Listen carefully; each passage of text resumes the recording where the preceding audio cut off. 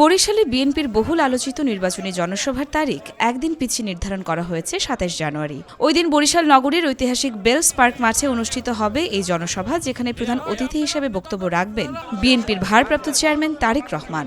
শুক্রবার দুপুরে জনসভার স্থান পরিদর্শনে গিয়ে এই তথ্য জানান বিএনপি চেয়ারপারসনের উপদেষ্টা এবং বরিশাল সদর আসনে ধানের শীষ প্রতীকের প্রার্থী মুজিবুর রহমান সারোয়ার। আমাদের নেতা বাংলাদেশ জাতীয় দলের চেয়ারম্যান তারেক রহমান এই জনসভায় বক্তব্য দেবেন। কাজে এটা আমাদের জন্য একটি ঐতিহাসিক ব্যাপার। তার আগমন, তার সমস্ত জায়গায় নির্বাচন পরিচালনা এবং বিভিন্ন জায়গায় ধানের শীষের পক্ষে বক্তব্য দেওয়া, এবং এটা আমাদের কাছে অনেক গুরুত্বপূর্ণ।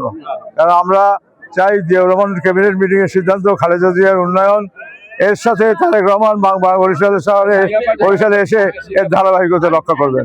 বিএনপি নেতাদের দাবি, জিয়াউর রহমান ও খালেদা জিয়ার সময়ের উন্নয়ন ধারাবাহিকতার বার্তা নিয়েই বরিশালে আসছেন তারেক রহমান। নির্বাচনী পরিবেশ প্রসঙ্গে মুজিবুর রহমান সারোয়ার বলেন, আগে প্রশাসনিক বাধার অভিযোগ থাকলেও এবার তারা শান্তিপূর্ণ প্রচারণা চালাতে চান। তিনি জানান, জনগণের মাঝে নির্বাচনী উৎসব মুখর পরিবেশ দেখা যাচ্ছে। মাঠ পরিদর্শনে উপস্থিত ছিলেন বিএনপির জাতীয় নির্বাহী কমিটির সাংগঠনিক সম্পাদক বিলকিস আক্তার জাহান শিরিন, মহানগর বিএনপির আহ্বায়ক মনিরুজ্জামান খান ফারুক, সদস্য সচিব জিয়াউদ্দিন শিকদার সহ অন্যান্য নেতৃবৃন্দ। সব মিলিয়ে ২৭ জানুয়ারির এই জনসভাকে ঘিরে বরিশালের রাজনৈতিক অঙ্গনে তৈরি হয়েছে নতুন উত্তেজনা। এখন দেখার বিষয় তারেক রহমানের এই জনসভা নির্বাচনী মাঠে কতটা প্রভাব ফেলতে পারে।